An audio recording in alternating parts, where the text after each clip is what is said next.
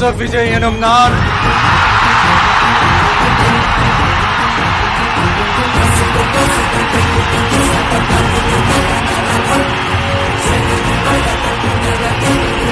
சட்டப்படி அமைக்கப்பெற்ற